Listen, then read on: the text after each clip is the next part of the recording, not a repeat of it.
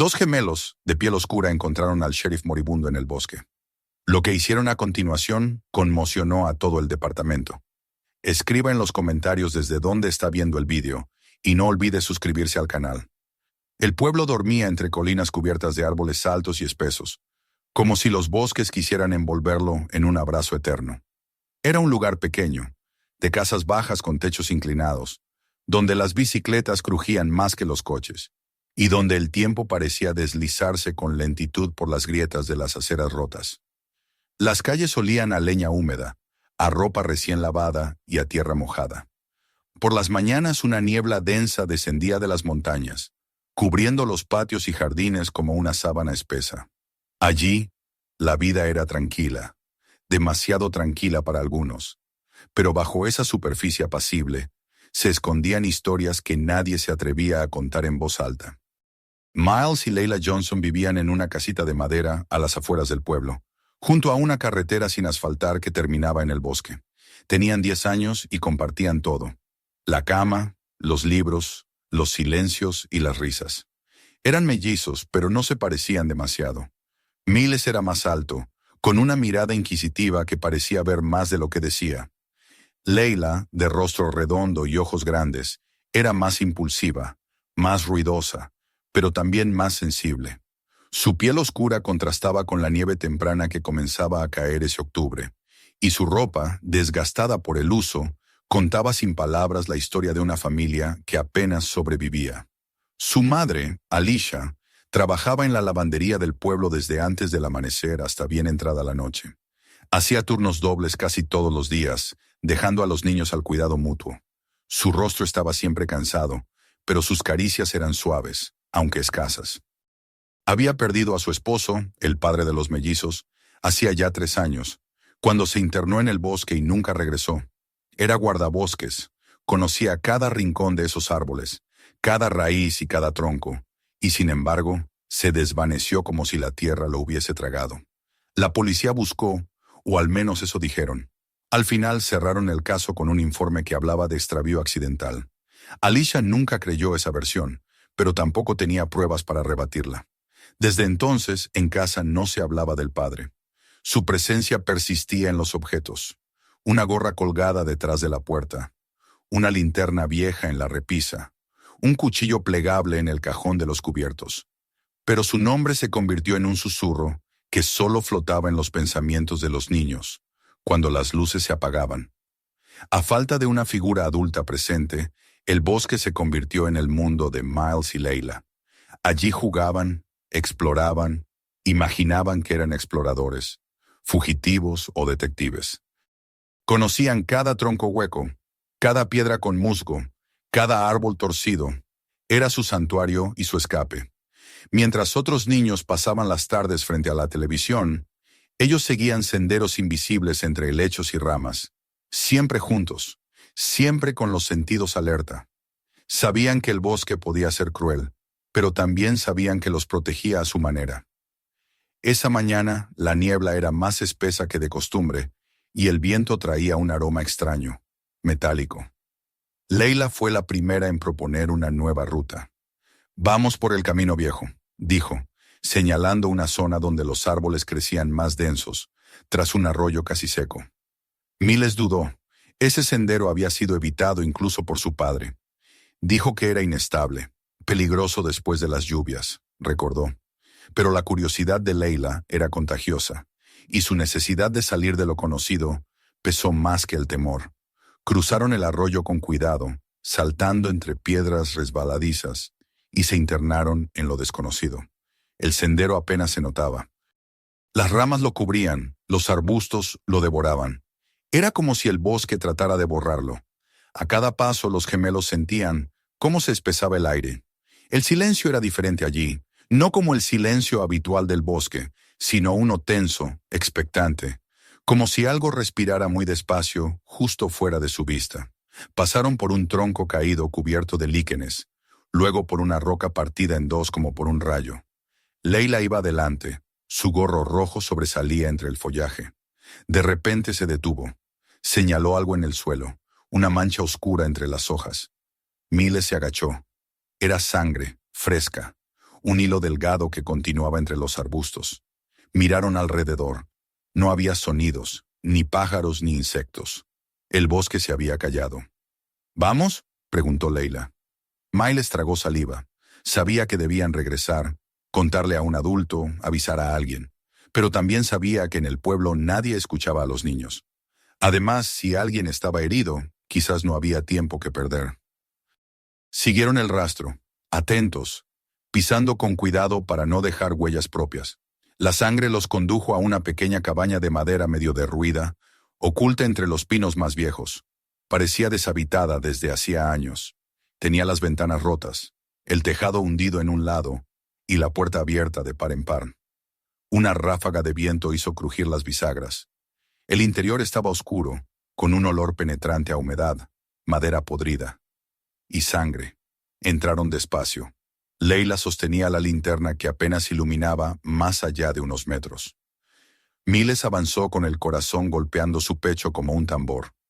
Junto a la chimenea colapsada, vieron un bulto en el suelo. Una figura humana. Miles se acercó, conteniendo la respiración. Era un hombre de unos 35 años, vestido con un uniforme ensangrentado. Tenía la cara pálida, el pecho que subía y bajaba con dificultad. A su lado, una radio rota, con cables saliendo de su interior como intestinos expuestos. «Es el sheriff», susurró Leila. Lo reconocían. Era el mismo que a veces pasaba por la escuela para dar charlas sobre seguridad. El mismo que miraba a su madre con una mezcla de respeto y distancia cada vez que coincidían en la lavandería. Pero ahora estaba al borde de la muerte, con una herida abierta en el abdomen, y sin nadie más que 2 niños para ayudarlo. Miles se arrodilló junto a él. La sangre había empapado su camisa y formaba un charco bajo su cuerpo. Intentó hablar, pero solo un gemido salió de sus labios. Leila retrocedió un paso, temblando. «¿Qué hacemos?», preguntó, su voz apenas audible. Sabían que no podían cargarlo. Sabían que no podían dejarlo. La estación de ambulancias más cercana estaba a casi 1 hora, y la tormenta se acercaba. El viento ya comenzaba a azotar las ramas con más fuerza. El cielo, visible entre las rendijas del techo, se había oscurecido como si la tarde se hubiera convertido en noche. Miles pensó rápido. Recordó los libros de primeros auxilios de la biblioteca de la escuela, aquellos que leía en secreto mientras esperaba a Leila en la hora de almuerzo. Recordó los diagramas, las instrucciones, las advertencias. Sacó su navaja, cortó su bufanda por la mitad y presionó contra la herida. La sangre brotaba caliente, pegajosa. Leila, aún temblando, buscó una manta entre los restos de la cabaña. Encontró una vieja colcha y la cubrió con cuidado sobre el cuerpo del sheriff. «Vamos a ayudarlo», dijo Miles, sin apartar la mirada del hombre. «Tenemos que hacerlo nosotros. Nadie más va a venir». El viento golpeó la puerta con un golpe seco. Afuera, los árboles crujieron. El bosque los envolvía, observaba.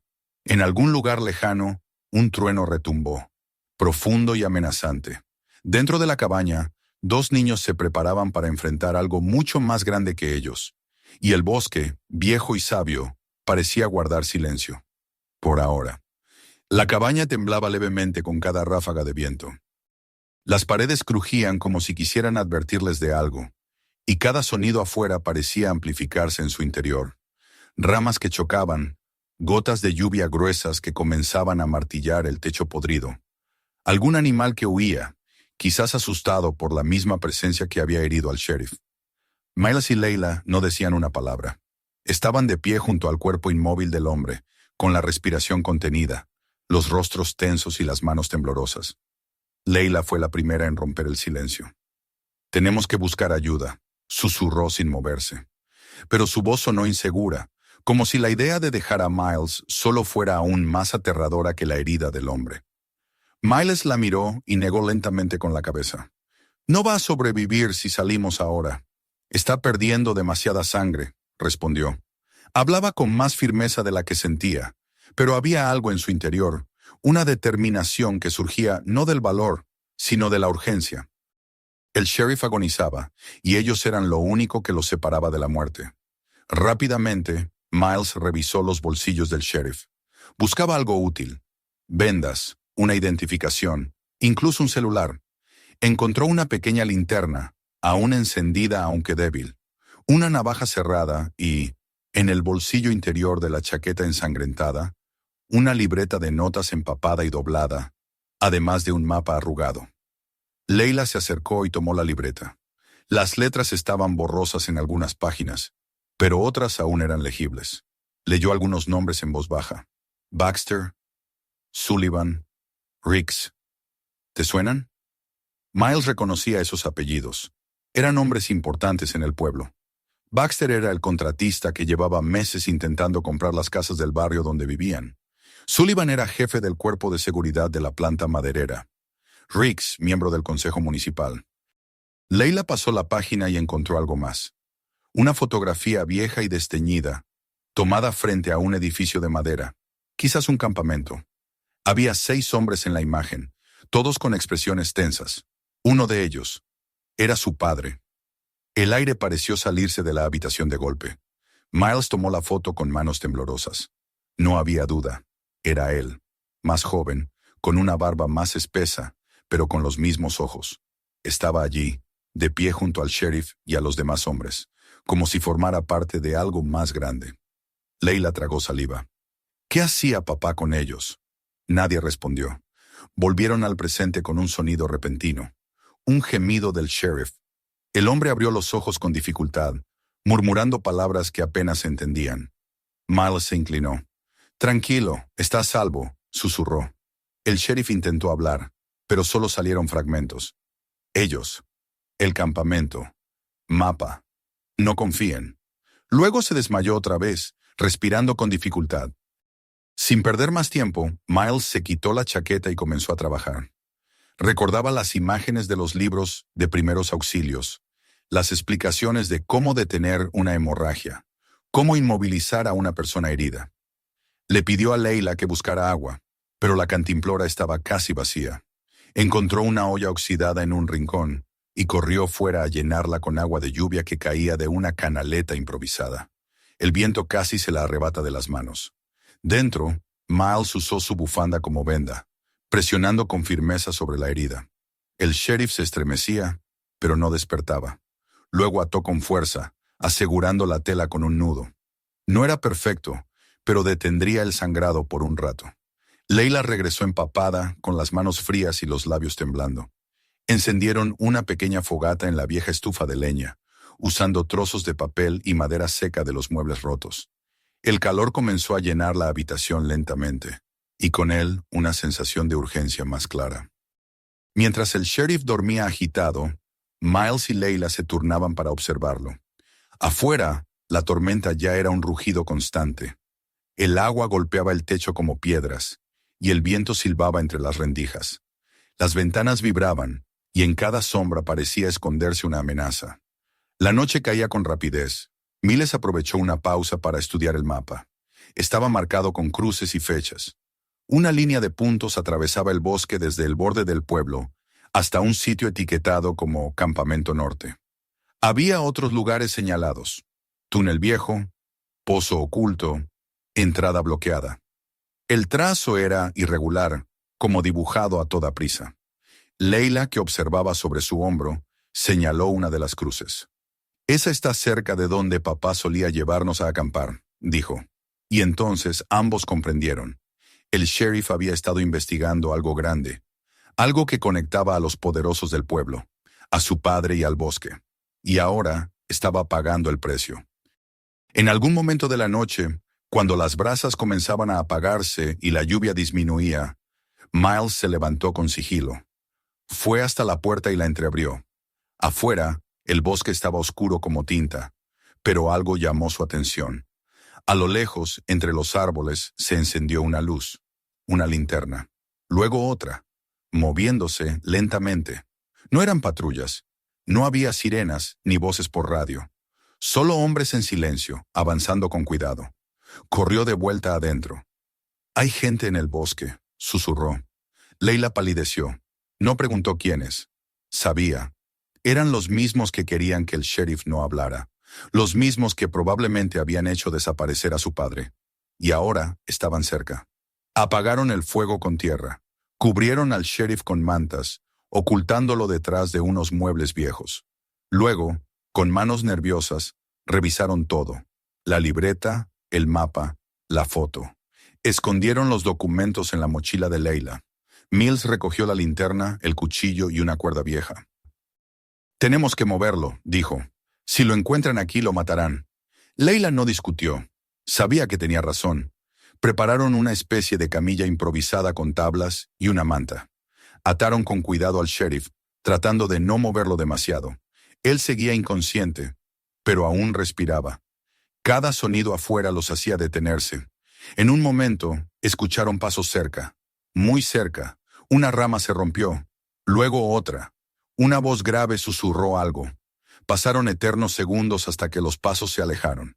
Cuando por fin creyeron que era seguro, abrieron la puerta trasera, la que daba a un sendero cubierto de maleza. La lluvia había aflojado la tierra, y cada paso se hundía en el barro. Pero no había otra opción.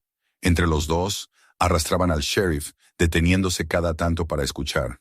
El bosque los envolvía de nuevo, pero esta vez no como un refugio, sino como un laberinto lleno de trampas. Mientras avanzaban, Leila murmuró: «Esto no es un accidente. Todo está conectado». Miles no respondió. Sus ojos estaban fijos en la oscuridad adelante, buscando el siguiente paso. El mapa en su mente, las marcas, las fechas, el campamento.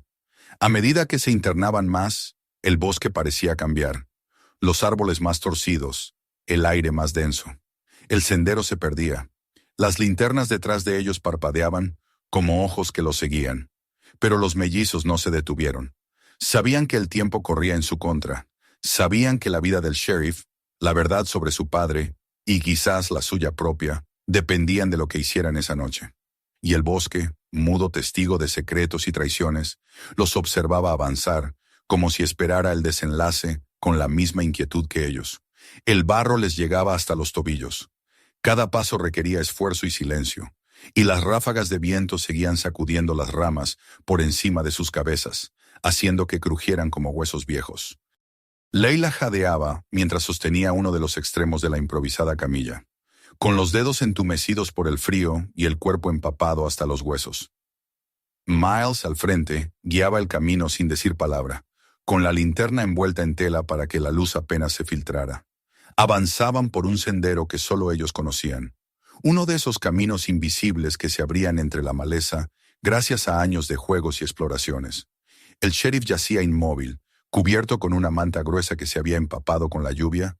Su rostro lívido apenas se asomaba bajo la capucha improvisada. No se detenían. No podían.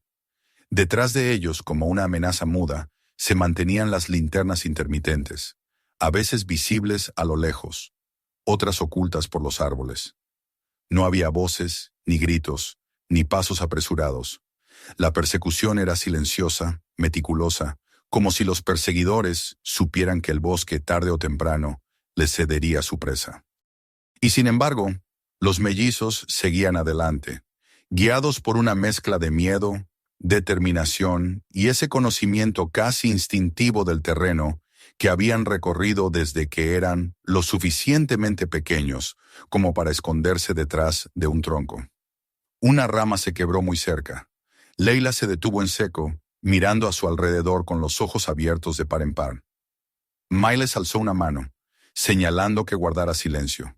La respiración del sheriff era un susurro débil, y aunque apenas emitía sonido, el miedo de que una tos, un gemido o un simple crujido del cuerpo sobre la camilla alertara a los perseguidores era constante. El corazón de Miles latía con tal fuerza que sentía que se le iba a salir del pecho. Cerró los ojos por un momento, recordando los mapas. El campamento no estaba lejos, si tomaban el desvío por el arroyo seco.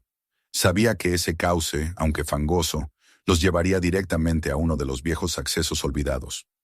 Siguieron caminando, ahora más despacio, con el barro chupando sus botas y el viento soplándoles en la cara. El bosque parecía cerrar filas a su alrededor. Las ramas colgaban más bajas, las sombras eran más densas, y cada sonido parecía repetirse como un eco distorsionado.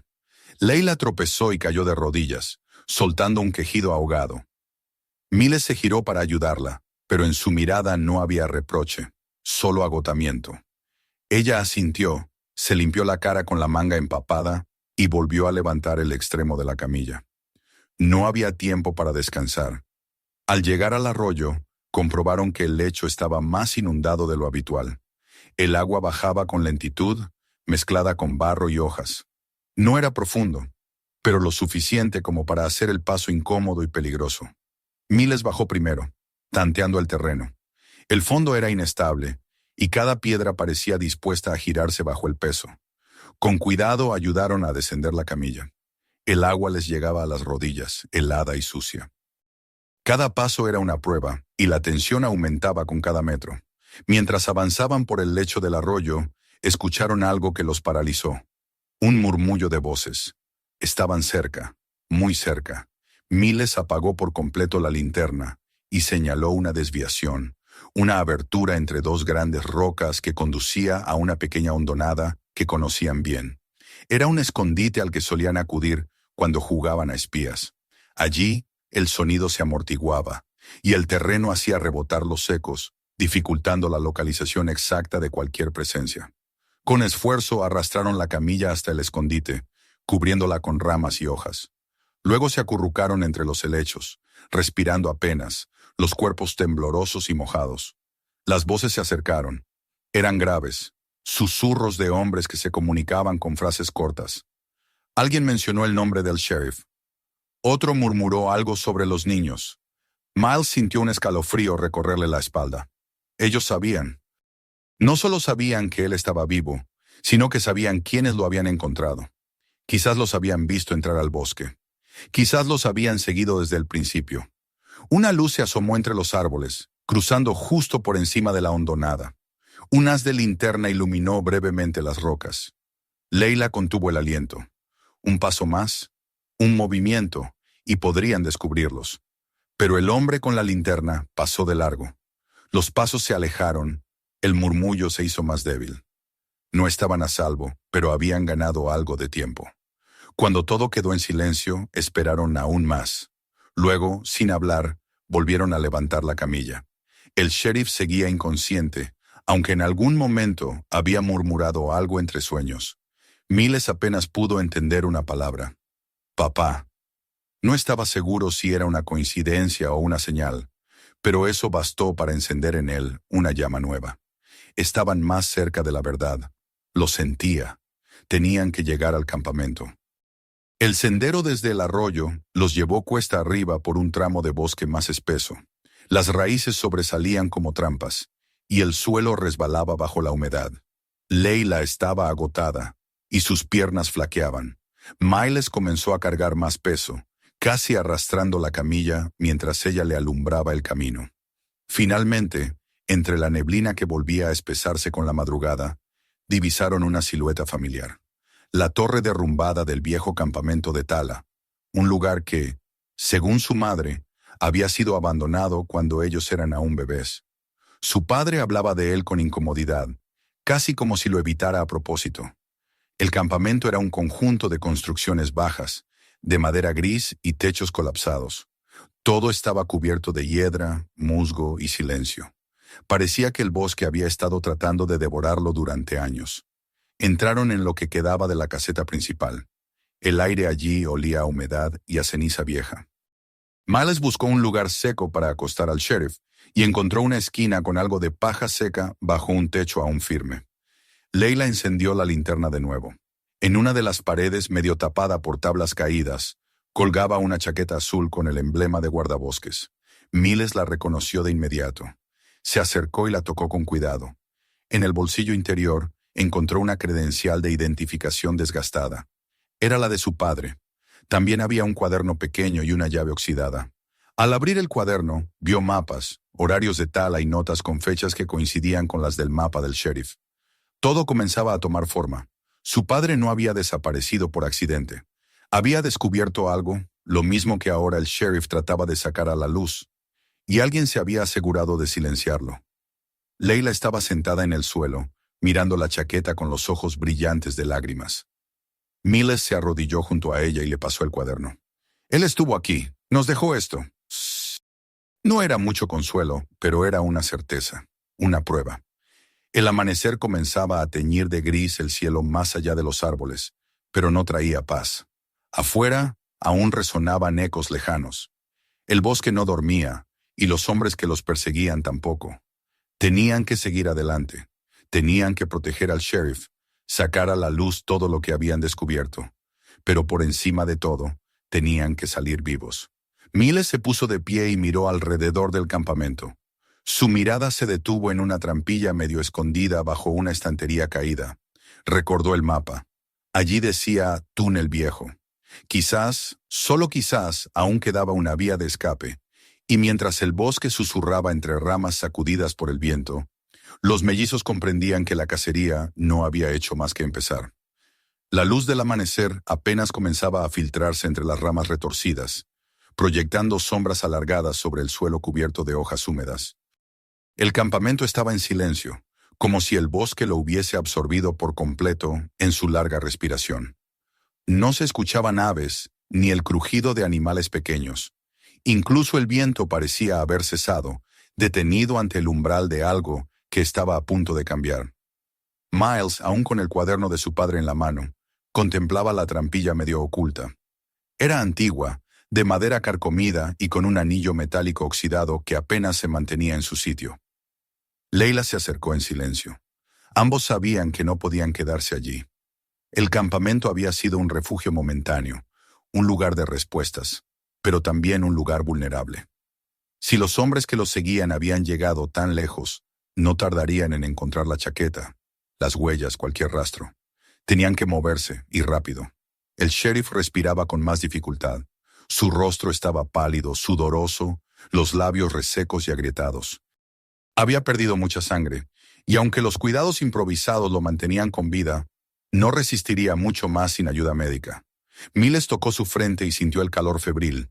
Tenía que llevarlo a un lugar seguro. Recordó entonces el mapa, los túneles señalados, el punto marcado como Salida B, Sierra Baja. Si ese túnel seguía existiendo, si no estaba completamente derrumbado, era su única oportunidad. Juntos, los mellizos retiraron con esfuerzo la estantería caída, haciendo el menor ruido posible. Debajo de ella, la trampilla crujió cuando Leila tiró del anillo. Un olor a humedad, tierra y óxido se escapó por la abertura. Miles encendió la linterna y apuntó hacia el interior. Una escalera metálica descendía a varios metros, perdiéndose en la oscuridad. No parecía haber señales de derrumbe inmediato, pero tampoco podía asegurar que el túnel fuera transitable. Aún así, no tenían elección. Prepararon la camilla una vez más, asegurando al sheriff con cuerdas viejas y reforzando los nudos con trozos de tela. Bajarlo por la escalera sería imposible sin ayuda, así que Miles propuso deslizarlo con cuidado, utilizando una cuerda amarrada a un pilar cercano. Leila controlaría la velocidad desde abajo, mientras él mantenía la cuerda en tensión desde arriba. Era arriesgado, pero mejor que enfrentarse otra vez a los hombres armados, que aún podían rondar cerca. El descenso fue lento, angustiante. La cuerda crujía con cada movimiento, y el chirrido metálico de la camilla, al raspar los peldaños, retumbaba en la oscuridad. Leila lo esperaba al pie de la escalera, guiando la camilla con manos temblorosas, conteniendo la respiración en cada tramo. Cuando al fin los tres estuvieron abajo, un silencio profundo los envolvió. La linterna iluminaba una galería estrecha, con paredes de piedra húmeda, techos bajos y charcos irregulares en el suelo. Raíces sobresalían como dedos retorcidos, y el aire era espeso, casi irrespirable. No había signos de vida, pero el ambiente parecía mirar. El túnel no era solo una construcción olvidada, era un vestigio, una cicatriz abierta en el corazón del bosque. Caminaron a paso lento, con Miles al frente, la linterna en una mano y la otra sobre la camilla, guiándola por los recodos del pasaje. El eco de sus propios pasos los perseguía, amplificándose hasta parecer que alguien más los seguía. De vez en cuando se detenían a escuchar, a confirmar que lo que oían no era más que su propia presencia. Sin embargo, en ciertos momentos, ambos sintieron una vibración lejana, como un leve golpeteo que no coincidía con sus movimientos. No lo mencionaron. Era más fácil fingir que era su imaginación. Avanzaron por lo que parecieron horas. El túnel se bifurcaba, descendía, se estrechaba y se abría de nuevo. En algunos tramos debieron pasar agachados, en otros levantar la camilla con esfuerzo para salvar un obstáculo. El aire se volvía más frío a cada metro, y las paredes comenzaban a mostrar señales de que alguien había pasado por allí antes. Marcas con tiza, trozos de cinta adhesiva vieja, incluso restos de envases plásticos. No estaban solos en ese recorrido. O no lo habían estado. Tal vez su padre había seguido ese mismo camino años atrás. Tal vez alguien más había intentado huir. Tal vez no todos lo habían logrado. En un punto, Leila se detuvo y señaló una inscripción en la pared. Una fecha, seguida de unas iniciales. Era la fecha exacta de la desaparición de su padre. Las iniciales eran las suyas. El aire se volvió más denso. Un nudo se formó en sus gargantas. No era coincidencia. Ese túnel, ese lugar, estaba conectado con todo lo que les habían ocultado. Más adelante encontraron una puerta metálica, semiabierta, oxidada y deformada por la humedad. Al otro lado, un cuarto más amplio, con techos altos y escombros por todas partes. Parecía una especie de sala de control, con restos de consolas, paneles, papeles dispersos. Allí, entre la suciedad, hallaron una caja de madera con documentos húmedos, planos del subsuelo y varias fotografías antiguas. Miles encendió otra linterna que encontró en un rincón. En las fotos aparecían hombres en trajes de trabajo, máquinas de tala, y entre ellos su padre, de nuevo. En una imagen en particular, lo vieron sosteniendo una carpeta con el mismo símbolo que habían visto en el cuaderno del sheriff. Era un círculo dividido en 4 partes, con una X marcada en una de ellas. Un logotipo de alguna empresa, quizás. En el reverso, un nombre escrito a mano. North Timber Operations. Leila frunció el ceño. Nunca lo habían oído, pero estaba claro que todo esto, el túnel, la tala, las desapariciones, formaba parte de algo organizado, algo más grande que simples delitos locales. Mientras repasaban las hojas, un sonido los hizo girarse. Un goteo que no venía de arriba ni de una filtración. Eran pasos. El eco de pasos apresurados, pesados, descendiendo por el túnel. Miles apagó la linterna de inmediato. Tomó la camilla y la arrastró hacia un costado, tras una pila de sacos húmedos. Leila cubrió al sheriff con lonas sucias y se escondieron juntos, conteniendo la respiración. El eco se hizo más fuerte, más cercano. Alguien o varios se aproximaban. Se oía un murmullo, luego el chasquido de una linterna siendo encendida. Una luz recorrió la sala, bailando sobre las paredes, rozando los objetos. Miles y Leila se abrazaron. La luz pasó junto a ellos, sin detenerse. Luego, los pasos continuaron, alejándose por una bifurcación del túnel. Esperaron. Contaron los segundos, y cuando todo volvió a quedar en silencio, salieron de su escondite, recogieron sus cosas y siguieron adelante. El susto les había devuelto la urgencia. El sheriff ya no respondía. Su cuerpo era un peso inerte, su respiración apenas audible. Tenían que salir. Tenían que encontrar la salida marcada como Sierra Baja. Por fin, tras lo que pareció una eternidad, divisaron una tenue luz natural filtrándose desde arriba. Una reja oxidada cubría una abertura en el techo. A través de ella se veía el cielo gris del amanecer. Miles trepó primero, forzando los barrotes hasta que uno se dio con un chirrido agudo. Leila empujó desde abajo, y entre ambos lograron abrir un espacio por donde sacar al sheriff. Con un esfuerzo que les dejó los músculos ardiendo, lo izaron, primero uno, luego el otro, hasta quedar tendidos sobre la hierba fría, exhaustos, empapados y con las manos sucias, de tierra y sangre seca. Delante de ellos se extendía un claro junto a la carretera. Leila reconoció el lugar. Un tramo olvidado donde pasaban pocos vehículos, pero lo bastante cerca del pueblo como para tener esperanza. Miles sacó una manta naranja de la mochila y la agitó. Nada. El silencio del bosque se sentía aún más abrumador después del túnel. Luego un ruido lejano. Un motor. Unos segundos después, un camión de carga apareció al doblar la curva. El conductor frenó bruscamente al ver a los niños. Se bajó alarmado, Corrió hacia ellos y, al ver al sheriff, palideció. Lo siguiente sucedió rápido. Radio, ambulancia, policías. Pero esta vez, policías verdaderos, de uniforme, con credenciales. Miles y Leila no soltaron los documentos, ni el cuaderno ni las fotos. Los mantuvieron en sus manos como un escudo, como una prueba, porque ya sabían que la verdad no se protegía sola. Mientras el camión arrancaba de nuevo, llevándolos rumbo al hospital, el bosque quedó atrás, callado como siempre, pero no indiferente, porque el bosque no olvida, solo espera. El hospital estaba iluminado con luces blancas que parecían más frías que la misma tormenta que habían dejado atrás.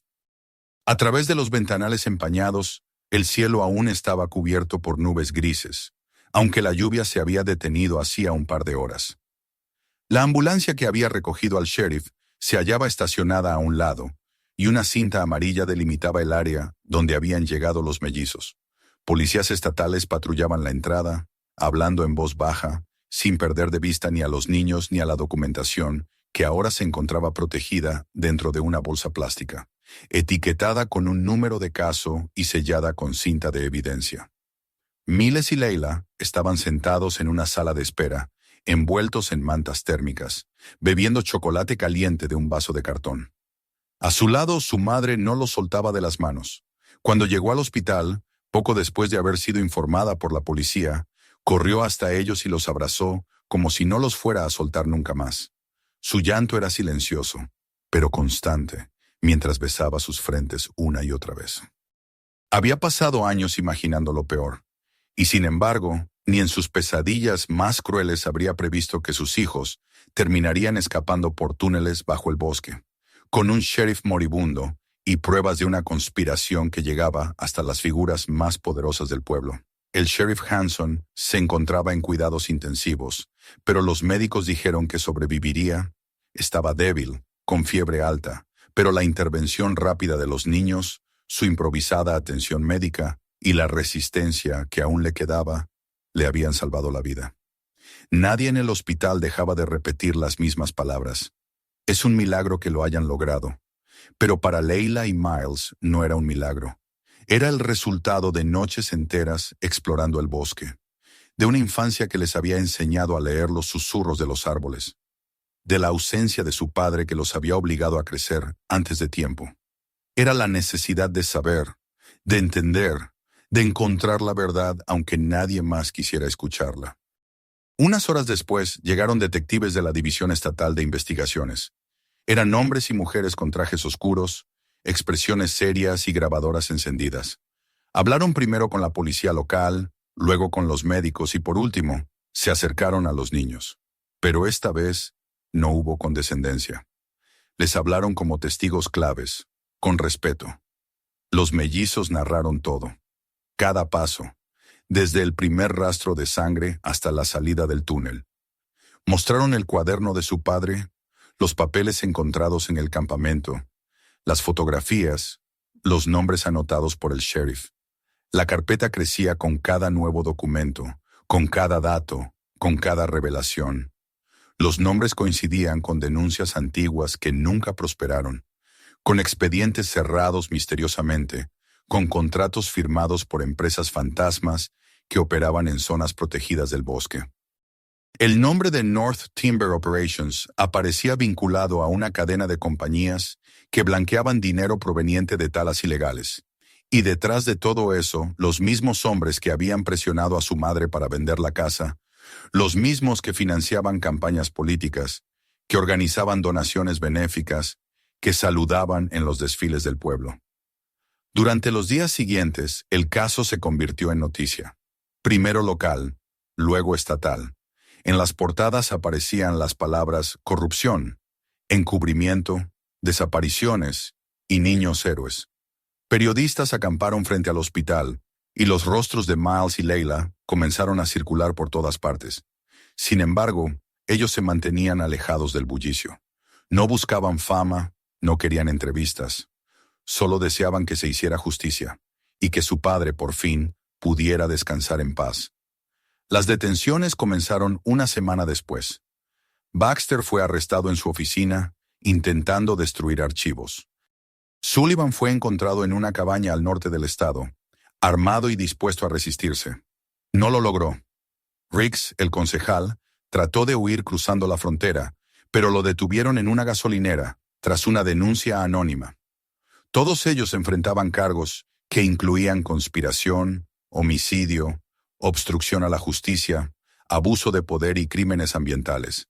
Pero más allá de los titulares, lo que importaba para los mellizos era que, al fin, alguien les creía.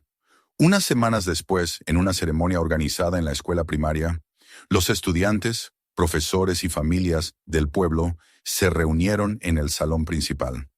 En una de las paredes, colgaron una fotografía enmarcada de Miles y Layla, con una inscripción debajo que decía, «El valor no tiene edad». Fue un acto sencillo, pero lleno de significado. Por primera vez los niños no eran invisibles. Por primera vez alguien reconocía lo que habían hecho. El director les dedicó unas palabras. El alcalde, uno nuevo, tras la renuncia del anterior, les entregó una medalla simbólica, y el sheriff, aún convaleciente y en silla de ruedas, les dio un abrazo emocionado frente a todos. Los aplausos fueron largos, sinceros. Alicia, sentada en primera fila, lloraba sin contenerse, no de tristeza, sino de alivio. Por primera vez en años, su mirada ya no estaba nublada por el miedo. Esa misma tarde, al regresar a casa, el ambiente era diferente. Las calles se sentían menos opresivas. Algunos vecinos saludaban, otros se acercaban para agradecer. La casa, aunque modesta, había sido reparada por una fundación local que quiso colaborar con la familia. Tenían nuevas ventanas, un tejado firme y hasta una estufa nueva. En la sala, sobre la chimenea, Alicia colocó la foto de su esposo, ahora acompañada por las medallas de los niños. Esa noche, mientras la madre dormía por fin sin sobresaltos, Layla y Miles subieron al ático. Había algo que aún les rondaba en la cabeza. Algo que no podían ignorar. Miles abrió la mochila y sacó el mapa que habían encontrado en el bolsillo del sheriff. No el que entregaron a la policía, sino una copia que habían hecho a mano, por si acaso. Había un par de marcas que no coincidían con los lugares explorados. Zonas más al norte, sin nombre, sin fecha. Solo símbolos y un trazo irregular que parecía perdido en medio de nada. Miles lo extendió sobre el suelo. Layla se sentó a su lado, en silencio. Afuera, el bosque se perfilaba como una sombra imponente bajo la luna. El viento movía apenas las ramas más altas, produciendo un sonido que ya no les daba miedo. Era familiar, era parte de ellos. «Aún hay cosas que no sabemos», dijo Miles en voz baja. Layla asintió. Él dejó todo esto para nosotros. Sabía que algún día lo encontraríamos. Miles dobló el mapa con cuidado y lo guardó en una caja de madera, junto con el cuaderno de su padre, una linterna, una brújula y la medalla que les habían dado. Cerró la tapa con firmeza. Se miraron sin decir más. Había algo resuelto en sus gestos, una certeza que no necesitaba explicarse. El bosque, al otro lado de la ventana, parecía escucharlos, y aunque la historia había cambiado sus vidas para siempre, sabían que el silencio del bosque aún guardaba secretos, y que, cuando llegara el momento, estarían listos para volver a entrar en él, porque ahora sabían que el valor no tiene edad, y el bosque. Nunca olvida, si te ha gustado esta historia, suscríbete al canal para no perderte los próximos videos. Activa la campanita y comparte este video con tus amigos. Así más personas podrán descubrirlo. Nos vemos en el siguiente.